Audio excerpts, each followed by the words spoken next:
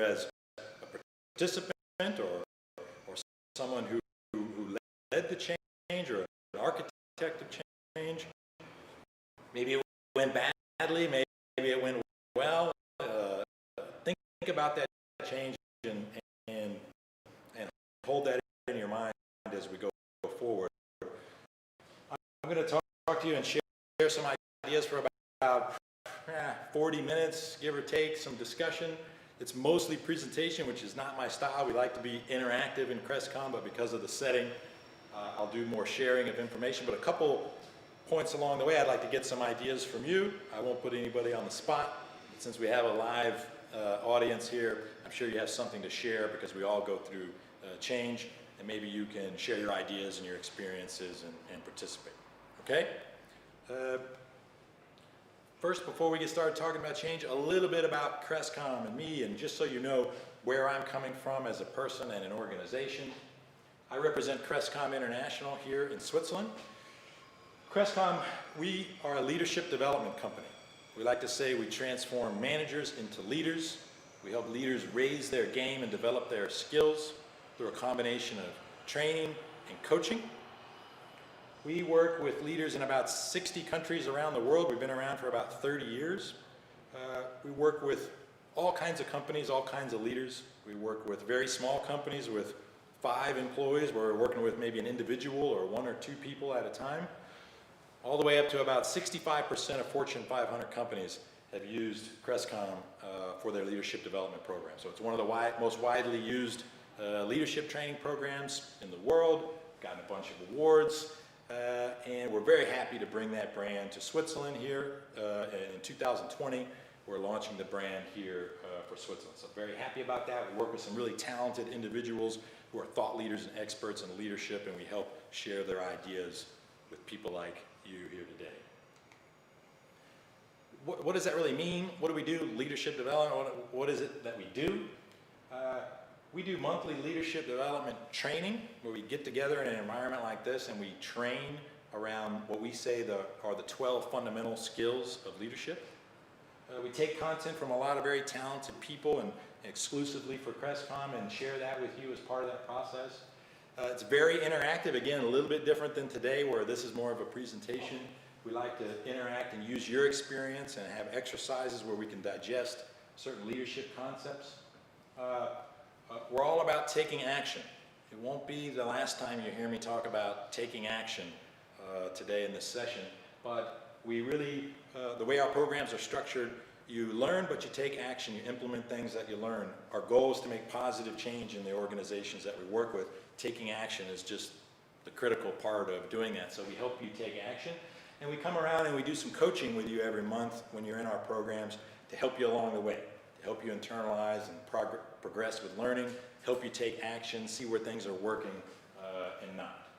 And in our own change, we do this now although it's live, there's always someone like me or a Crestcom person, facilitator in our training. It's live, but it's all online now.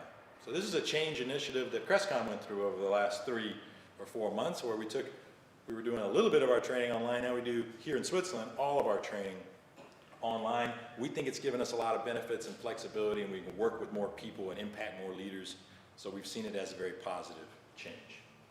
Very briefly, me personally, again, my name is Patrick. I'm an American, if you can't tell from my accent. I haven't lived in the US for about 25 years, but I've been here in Switzerland for almost 14 years, and I very much consider it my home.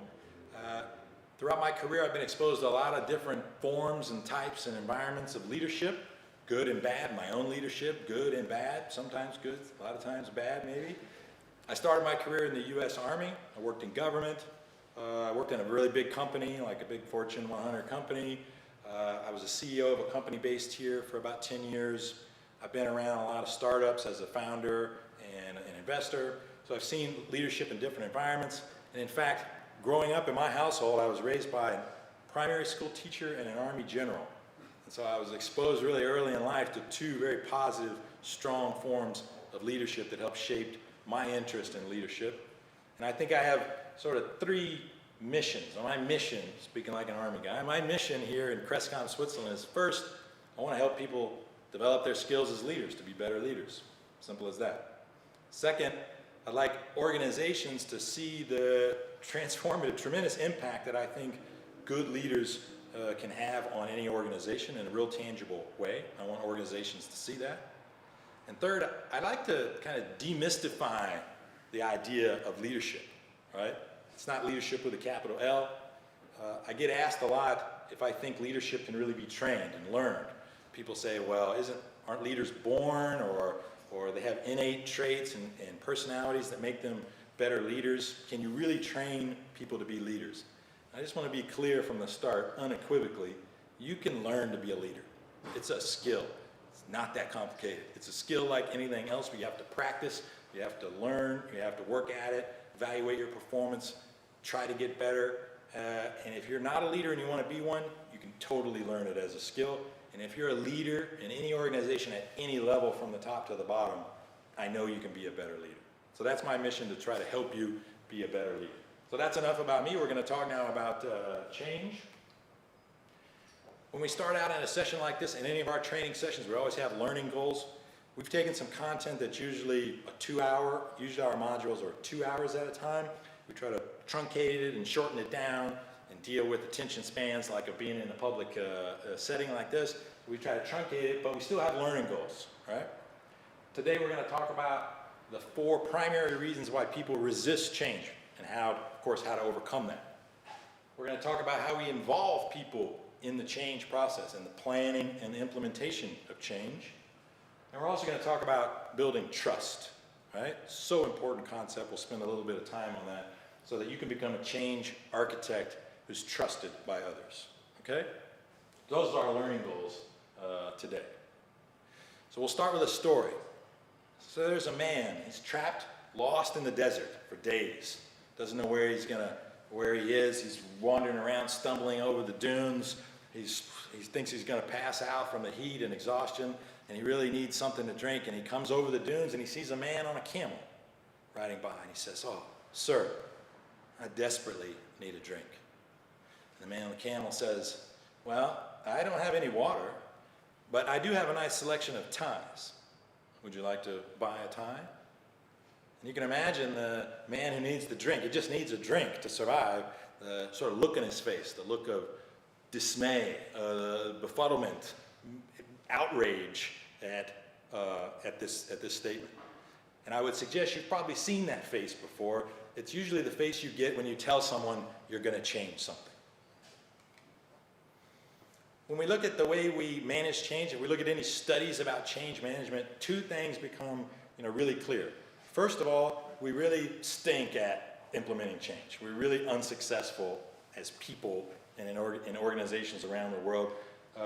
We're generally unsuccessful about implementing change. In fact, this quote says 70%. I could show you a lot of different studies, but this quote from United Airlines says 70% of major corporate changes fail to deliver the benefits that they're set out to do. So that's kind of depressing, right? We can't implement change. We're not very good at it. But the flip side of it is the other learning that's quite clear is the reason that we fail at change management is because we don't spend enough time considering the people, the hearts and the minds of people in the organization, right? So that kind of duality gives us an opportunity. We know that we're bad at it, but we know the reason why, because we don't focus enough on the people. This study here in The Economist magazine, close to home, this was 294 executives right here in Europe, so I'm not using an overhyped American example, but 294 said only 1 in 5 change management, 20%, only 1 in 5 projects succeed. A big chunk of those, generally the experience we have with change is this 63%. They make some kind of temporary improvement or marginal improvement in something, but it doesn't sustain itself, right? It doesn't last, right? The change manager gets fired and somebody else comes in and change goes on top of change and people just don't follow through and it doesn't deliver any benefits that it's supposed to do 63% of the time, and the rest of the time it just completely fails, right? But again, we go back to, even though we change a lot we fail a lot, at change, the reason is that we're not focused enough on people. When we think about change, we go into this sort of zone as leaders. Sometimes we sort of back away into a smart strategy zone where we hide from people and we try to come up with brilliant ideas, and we just think if we come up with a compelling enough smart idea, because we're so smart, right, that we'll just tell it to people and then they'll agree, oh man, you're so smart, that's great, let's just do that, let's all do that. That's the way we kind of think sometimes, and it doesn't work that way, right? It doesn't work the way, 80% of the time it doesn't work. So I think this quote from John Carter is pretty accurate, that only effective change is only about 20% of the actual structural change. Usually the thing we spend the most time thinking about and worrying about, it's not the structural change, it's 80% really is just good people management. It's managing the people involved, okay? So what does that mean? Let's talk a little bit about what good people management and change looks like. One of the problems that we have with change is that we fundamentally think that, or we believe that people fundamentally resist all change.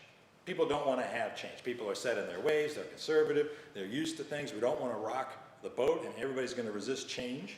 They're going to be like this office staff in this cartoon where they're dead set against any kind of change management consultant coming into their organization and changing anything, right? But, you know, is that really true? Do you think people always resist change? Let's do a quick exercise. I'm going to pick on somebody. What's your name here? Claudia. Claudia? Claudia. Claudia. All right, so Claudia, we do a simple exercise. Imagine we're in the same organization, and I come to you and say, Claudia, I'm going to make a big change to the organization. What is your first question? What kind of change? That's right. So right off the start, it's not that she didn't say, no change, right? We don't resist all change. We have an idea that some change could be important, and she says, I want to know what it is first. Very smart. If I say, Claudia, oh, that's a good question. I actually want to double your pay. I want to give you twice as much money as you make now. Is that cool? Would you be open to that? Of course. Yeah? If I told you that, what would be your next question? How much? That's a good question. That's a better question. Okay, what would be your next question? My next question would be, what's the reason why my salary gets double paid? Ah, good one. See, what's the catch? What do I got to do to get this double in my pay? All right? So it's not that we really resist all change, it's that we want to know those two fundamental things. What is it? What is the benefit? Okay, double pay. I like that. I like to talk about that.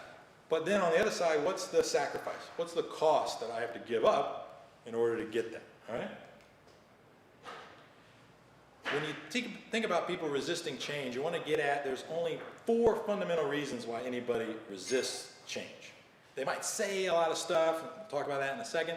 Cosmetically, people give a lot of reasons for not wanting to change, but you need to boil it down to 4 underlying reasons. All right? The first one is people just don't think it's a good idea. They don't perceive that there's any value in that change. I don't agree with what you say is going to be better. 2, they don't perceive the sacrifice to be worth the benefits. Now, if I told Claudia that I'm going to double her pay, but she has to work 5 times as many hours, if that's even mathematically possible, she would say, well, I don't know about that. If I said, hey, well, I'm going to increase your pay 5%, but you have to work weekends. And she might say, well, I don't know about that. I like my weekends. I mean, 5. I can see 5% as a value, but it's not worth the sacrifice of, working weekends, right? So I don't like that. I'm going to resist that. Now we get a little bit deeper into some of the reasons. This is a good one. People didn't help create the change. You didn't ask me, right? How often have we heard that, right? People like to be involved. They like to have their opinion respected and heard. And if they feel like they didn't help create something, they're automatically on the outside of it and they'll resist it. Anyone who is married has experienced this reason for resisting change many times in their life. And 4, this is the most poisonous and the one that we need to work the hardest on. People resist change because they just don't trust the people making the change, the architects of the change. And maybe they don't trust them outright, or maybe they don't trust that they're going to follow through, or that it's really going to work, or if there's a lack of trust at any level, it's a major resistance to any kind of change. All right? So I want you to understand these sort of 4 reasons, all right? And I ask you to participate. If these are the 4 reasons that people resist change, and you're assessing people's resistance, you need to get down to the underlying reasons of what it is, all right? So can anybody think, if you're thinking about sometime you went through change and people resisted it, can you think of a reason someone gave for why they didn't want to do something? Anybody think of a reason? Reason, a little tough question. Yes, sir? Change doesn't work for me. Change doesn't work for me. Okay. And what category do you think that would be in if someone said change doesn't work for me? Predominantly 3, I'd say. Predominantly 3. You didn't ask me. All right? You didn't ask me for my opinion, or it doesn't work for me because I don't perceive it to be beneficial. All right? But it's in one of those categories. And sometimes in the example here, this is my favorite one. People say it wasn't communicated properly, or you didn't go through the proper channels. All right? I like that one. It smells like bureaucracy. All right? And in my notes, actually, I think people think that they don't understand the change, so they say it's not beneficial. But when I actually hear people say you didn't go through the right channels or wasn't communicated properly, I think about what this gentleman just said is, you didn't ask me. I didn't help create the change. And I think if you think about change and resistance, you're making an assessment. You don't have to be an expert in categorizing reasons for change. You can use these to have a conversation. I can say, well, Claudia, you say you don't like it, all right? But is it because you don't perceive it to be beneficial at all? You don't agree with it? And then she'll say, well, no, but I don't want to work all those extra hours. Okay, so you like the raise part. You like the benefit we're trying to achieve. We're on the same track there. Let's focus on the sacrifice you have to make to get there. Maybe we can minimize that. Maybe we can make that easier. Maybe we can share that burden. Now you're in a discussion where you're opening up and talking about true underlying reasons for resistance. So if you understand these are the 4 reasons for resisting change, you need to do something about it. So let's talk through some things you can do to overcome resistance. So I don't have time to go through all of these 4, but I want to go in reverse order because they're in reverse order of importance. Okay? We're going to deal with number 4, trust, and number 3, not helping to create the change. All right? And we'll talk about some ways to overcome and deal with those 2 reasons. And my experience is if you take care of those 2 reasons well and comprehensively enough, the other 2 kind of work themselves out. Because when people work together in a trust environment to change something, they would agree that it's beneficial and come up with a way to make the sacrifice worth it. So we're going to talk about the last 2. We'll start with this issue of trust. Now I put this quote up there. I always want to stop for a second because it takes me back a little bit. But this is true across a lot of studies. And this one study said of some workforce that was surveyed in the world, it says less than half of the people in the workforce trust the people at the top of their organizations. And at almost a third, 28% of people actively distrust their leaders. That means when that boss shows up for work, he or she has a trust deficit. Something comes out of that person's mouth that's automatically not believed. People actively don't trust that person, right? It shocks me a little bit when I read this, but what shocks me more is most people are not too surprised at this. Is anybody super surprised at this quote? No? All right. Unfortunately, this is our experience actually in a lot of organizations that we don't trust the people in charge, right? And it should be shocking. So we're going to talk about how can you be. So one way to overcome that and to build trust is to be trustworthy, okay? All these things to be trustworthy are pretty simple, right? But putting it together and putting together a definition of trustworthiness is a step in the right direction and will support you in conveying and earning people's trust, okay? So very briefly, what are the 7 things you need to be to truly be trustworthy, not just to be perceived as trustworthy? First, you need to be honest. Okay, say the truth. Say things that are true. That's the thing that we mostly identify with honesty is telling the truth. Okay, that's the simple definition. 2, be transparent.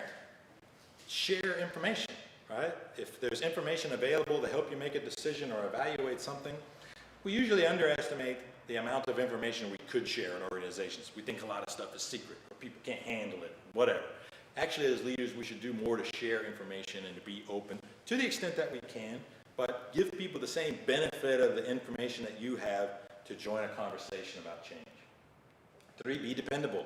If you say you're going to do something, do something. If you're going to address someone's concern, address it. If you're going do something on time or start a meeting at 6 o'clock. I wasn't very dependable today. We were a little late on the session. Be dependable. It's about being consistent. People like consistency. We all do.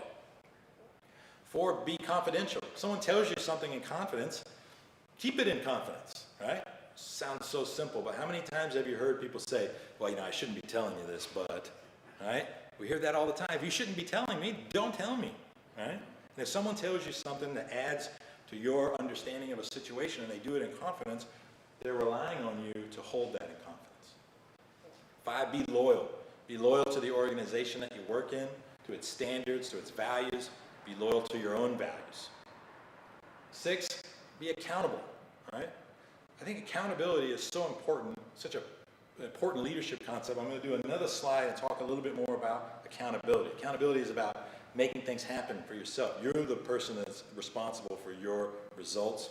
Your organization is responsible for your results, but you need to be accountable. We'll do an extra slide on that just to talk a little bit more about accountability. And then last, be humble, right? Don't take yourself so seriously. You make a mistake, say, I made a mistake. You mess something up and say, I'm sorry, right? I would like to think in today's age that we're beyond the time where humility is seen as some kind of weakness, right? We know humility is strength. Humility binds us with others, and be humble. Again, don't take yourself so seriously. So that's pretty easy. These are the 7 things you need to be trustworthy. And let's talk about accountability for a second. Because that word, it's one of those words like integration or something that gets thrown around a lot. We say accountable. Yeah, I would like to be accountable. But what does it really mean, right? What do we need to do to be accountable? Now, in our training program, we teach a whole session on 2-hour module on creating a culture of accountability. Being accountable as individuals, being accountable as an organization, where that's a behavior and a value of the entire organization. And we use this to explain this. One of the things we do is we talk about this accountability ladder. We talk about the different levels of accountability in an organization, and we want to help ourselves and our teams move up the ladder of accountability. All right, so I'll explain the ladder. Basically, the bottom 4 rungs of the ladder are all about victim behaviors. Things are happening to me out of my control. I blame other people, I make excuses, I say I can't do something, or I just put my head down and wait and I hope it goes away, right? Those are all things that are victim behaviors. Things are happening to you and it's out of your control. What we want to get to is a higher level. We want to get to accountability behaviors. And the accountability behaviors are on the 5th rung. We say, all right, let's acknowledge reality. What's actually happening? What's the situation? What's going on? What are the facts? All right? And then we go up a level to 6 and we say, hey, let's embrace this. What is positive about this situation? What could we see as an opportunity here? Is there something that we could take to our advantage to create an opportunity here? Right? So embrace the situation you're in. And then find solutions. What could we do to solve this? What are some ideas? What's 2 or 3 things we could do? And let's talk about it. Let's talk about 20 things we could do. And then finally, the most important rung of let's do something. Let's make it happen. Let's take action right away. What are we going to do to address this? You want your team, I think you'd agree, you want your team and yourself operating at the highest level where we're making things happen, right? But it's hard sometimes, and I think you should think about this ladder and this tool not only for a self-assessment, but it's a coaching tool. You can have coaching conversations and group discussions where you kind of help people move up the ladder. You can say, all right, guys, I know this is a tough situation, but it's not going away. Right? If we wait around, we can't hope for it to go away. Let's describe what's going on. All right? Let's really describe and share what's happening. Let's embrace it. Do we see, same question. You can use those as questioning techniques to move your organization and your teams up to a higher level of accountability. Right? And if you do that, a lot of those other things kind of fall into place because you've got to be transparent. People got to trust you to lead a conversation like that. And that's why I think it's such a fundamental concept. So that's accountability. So if we come back now, all those things, as I mentioned, were easy. Everybody knows that. We learned those things in elementary school, right? Again, this is not leadership with a capital L. You got to be honest, transparent, dependable, confidential, loyal, accountable, and humble. The magic here is, or the trick, the hard part is, I would challenge you, write these down. I'll send you this slide after. I'll send you an email after this. Write these down in your notebook and make yourself a self-assessment. How are you in these on a consistent basis? And periodically assess your beliefs and your behaviors around how trustworthy you are and try to get better. Maybe rate yourself, or maybe put a plus by the areas where you think these are really strengths of mine and my personality as a leader. And these are some things with a triangle or a negative sign or something. These are things I need to work on and try to express those behaviors openly to get better. And you might say, oh yeah, come on now, it's pretty simple, right? I'm trustworthy, I don't need to make this self-assessment. And that's fine, but I would just tell you that in your organization, if you don't self-assess, everybody you work with, whether they work for you, they work with you, or alongside you, everybody that you interact with on a day-to-day basis, they're making this assessment of you on a consistent way, but they're just not telling you. So take time, assess your trustworthiness, try to get better. It's the starting point of leading change in any organization. Don't let somebody else do it. So we talked about a lack of trust and how negative that could be, right? But the flip side of this is that trust is actually a driver of high performance, right? Lack of trust is bad, but organizations that have a lot of trust and express and show a lot of trust actually operate at much higher levels than organizations that don't have. And this study, or this quote from Training Magazine, says even companies with high trust levels generate way more shareholder returns than companies with low levels of trust, right? Trust in whatever you do, whether you're the CEO or your parent or you're a team member or whatever you are, it's such an important concept because it multiplies influence and impact. And I want you to read this last sentence in this quote, right? It says, a lack of trust is your biggest expense. So I would suggest today, I hope you take a lot of things out of this training session and things that you can apply. If you can take one thing out of this session today, I'd like it to be that a lack of trust is by far your biggest expense in your organization. And if you have a lack of trust, you have to immediately deal with that before you can ever do anything positive or change. Okay, so we talked about trust a little bit and how to generate and earn more trust in our organizations. So let's talk about this one about people resist change because they didn't help create the change, okay? So what can we do about that? When you're setting out, I hope that you're not dealing with resistance to change at a time where because you've sprung it on people and said, oh, this is what suddenly we have to change. But when you set out to think about something that needs to change in your organization, you have two tasks ahead of you as a leader. Two missions, right? To use the mission again, right? First of all, you have to understand people's concerns and find common ground. You need to put your thinking about change in the context and the language of what people's real concerns and opinions and things that keep them up at night and their ideas are, so that they can join in the conversation, join in the language of what you're trying to talk about in terms of change. You need to make an effort to understand people, so put it in their terms.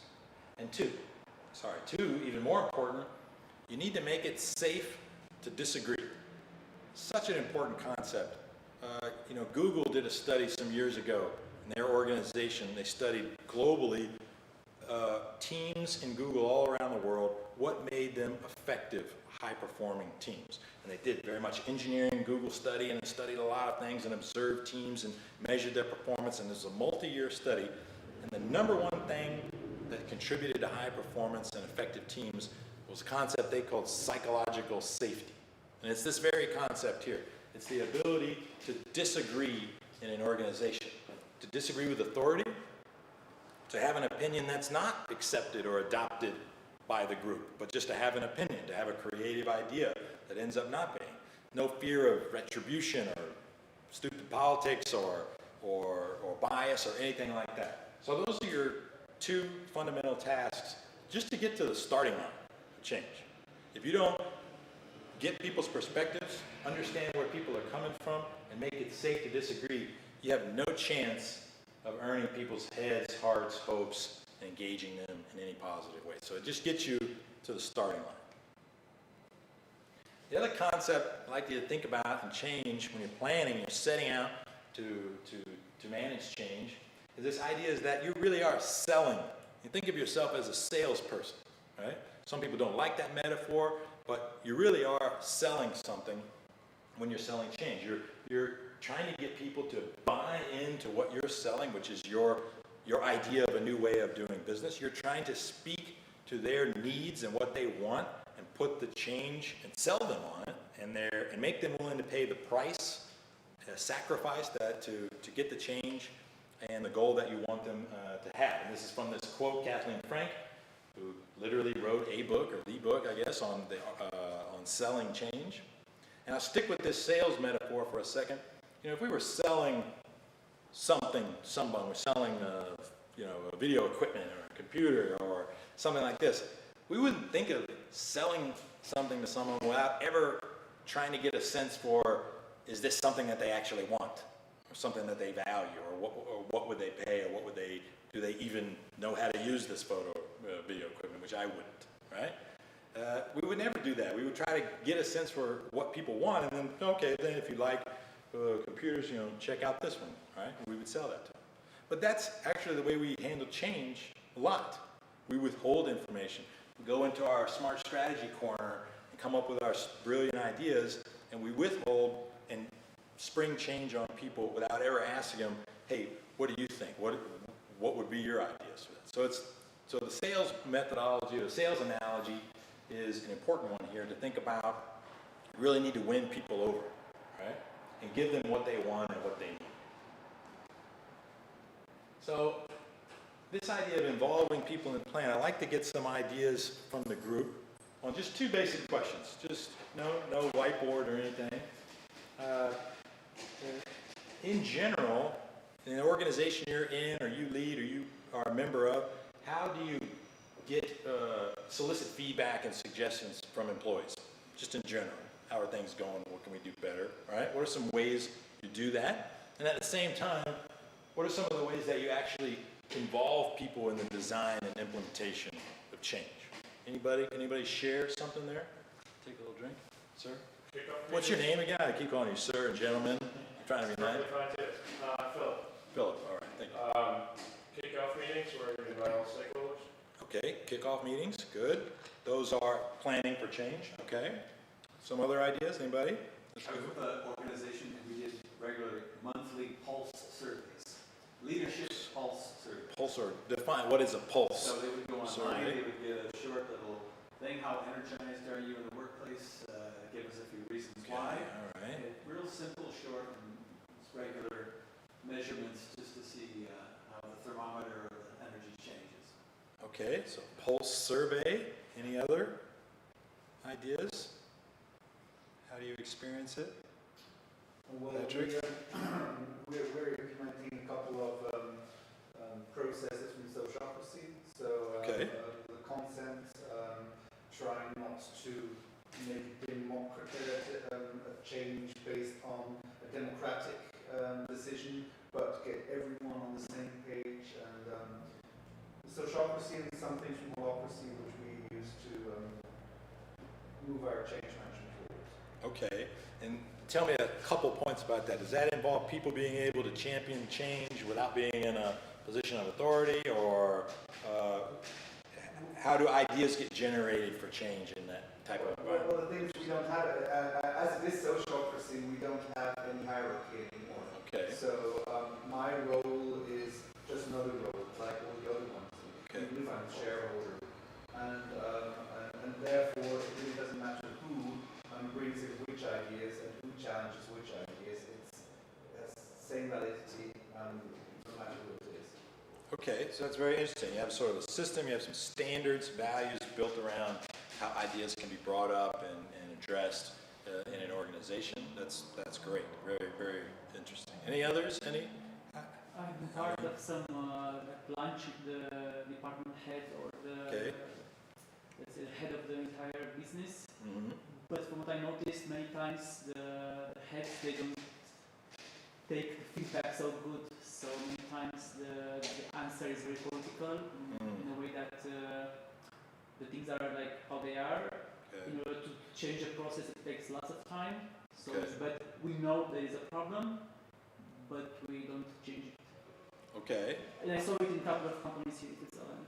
Okay, but we've seen it's 50% of the time people don't trust that people are gonna follow through, so it happens everywhere, all right? So my feeling was that the voice of the, let's say, of the bottom people is not quite important for the big leaders, let's say. Okay, so we talked about having some values, kickoff meetings, this pulse survey. I think that's quite common. Has anybody else been in an organization where you did a survey, employee survey, right?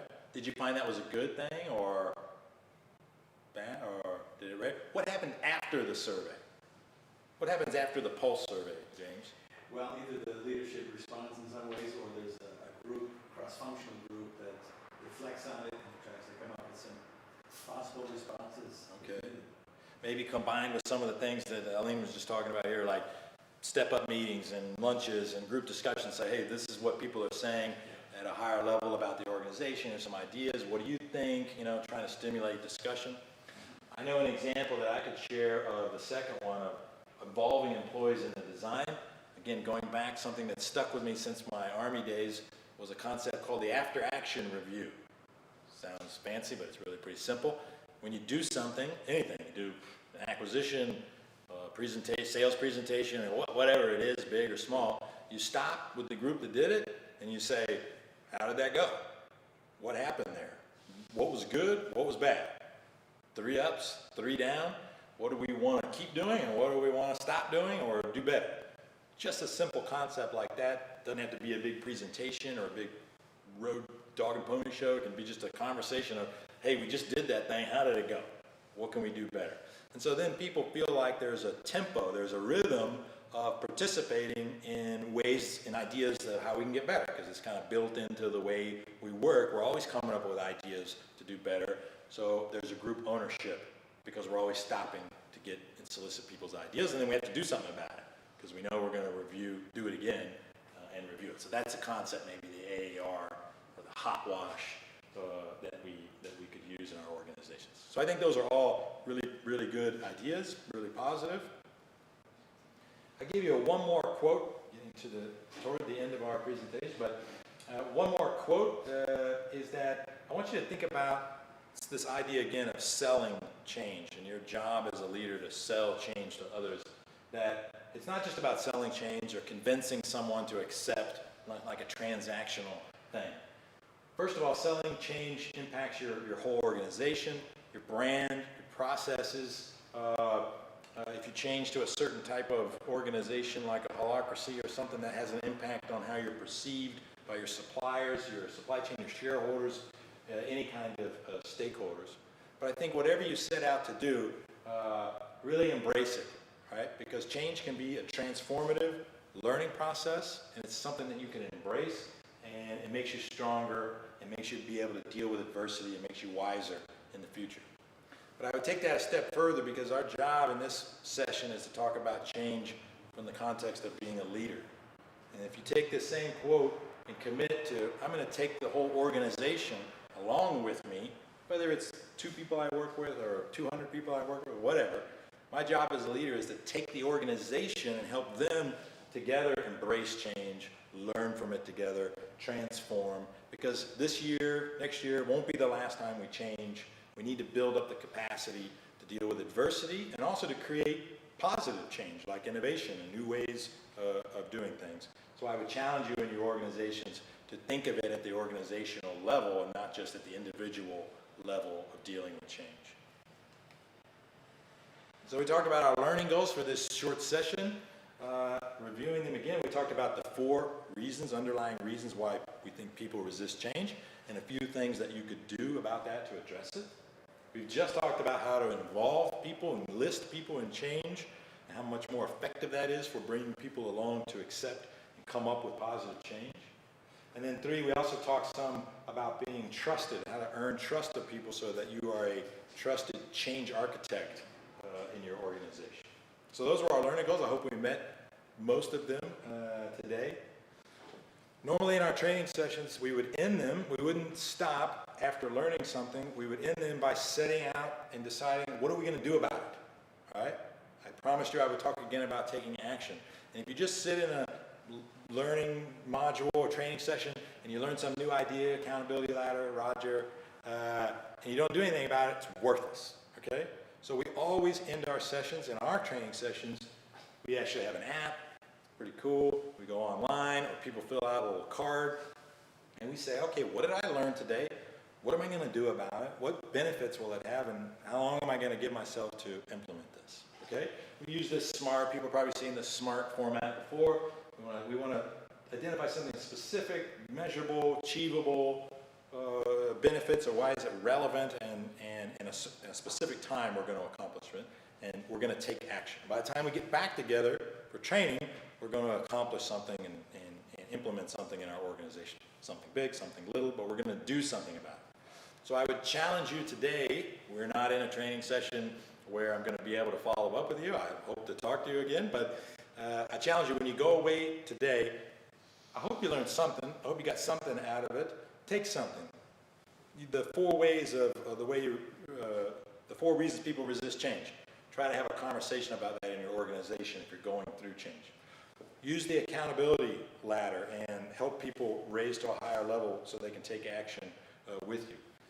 Make a self-assessment of how trustworthy you really think you are and commit to doing better in the areas where you might be weak. And implement some of these cool things that we brought up, the pulse survey, the holacracy and openness to change, the meetings, the AER, the kickoff meetings. Implement some of those things in your organization. It's not hard. Just do it. Take action. If this concept or this idea of learning to be a better leader is interesting to you, if you're in an organization where you want to develop leaders and see the positive impact on your bottom line performance that this can have, our kind of flagship program here in Switzerland is a 12-month leadership program where we train on 12 fundamental leadership skills. These are kind of the features. We don't do a 30, 40-minute session. We do a 2-hour session twice a month to train. It goes into a lot more detail, a lot more interactive. I wish this could have been more interactive. But that's 48 hours of live facilitated virtual training during the year. We do 12 monthly coaching sessions with anybody who participates in training.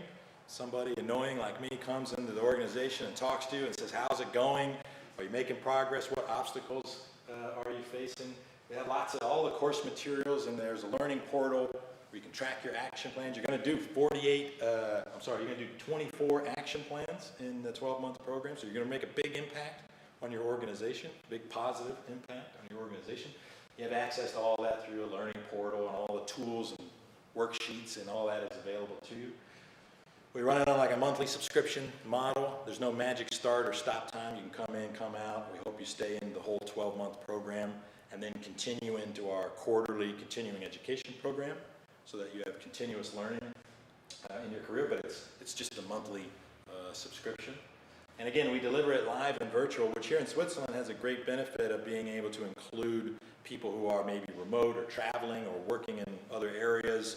Not everybody can always be here together in Switzerland. Some of us are in Switzerland and not together because we're working at home. So again, all of our stuff is live and virtual. If you're totally convinced, you're like, man, I got to get into this training stuff right away, we do have here in Switzerland a schedule of public training that you can enter. Anybody in your organization can enter.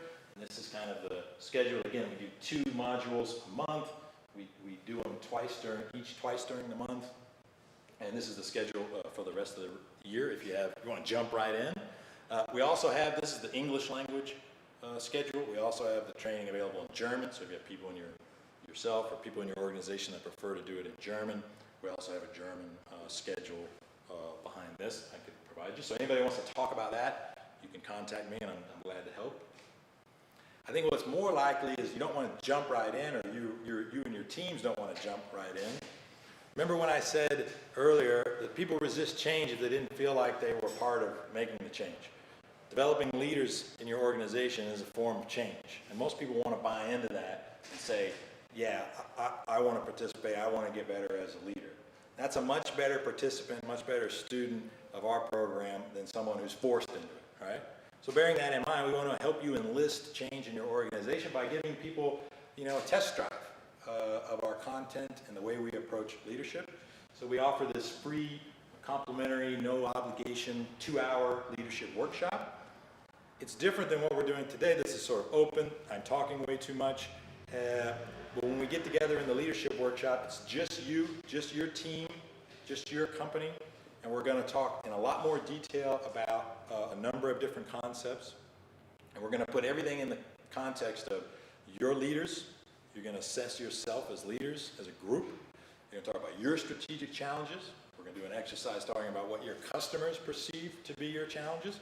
We're going to talk about a few other topics, including communication, which you'll learn is another important concept in leadership, holding us back from more effective leadership. We're going to do all that in a 2-hour workshop that's usually 2,000 or 3,000 francs, but we make that available as a way for you and your team to work together, try out, and then if you like the training, you can sign up and go from there, all right? So after this, I'm surely going to send everybody this link, but if you sign up for this, go to this link here. There's a little bit more information. There's some good case studies and testimonials. But it's basically, a way to schedule a quick consultation call with me. I want to get the lay of the land, understand your organization, how many people you have, and we'll schedule this workshop, and we can do it virtually.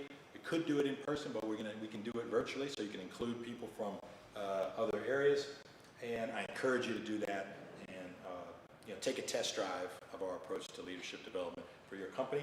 If you use this link, only if you use this link, and then you sign up for training or put people in our standard training program after that, you'll get a 20% discount on the training program, all right? But only if you use that link. I'm not going to say I'm going to take it down in 2 days or anything crazy like that, but we want to offer a discount to people who come through workshops like this, experience our approach, see if it's a good fit for you. I don't know if it is or not, but you can try it out and then sign up, and we'll offer you a discount.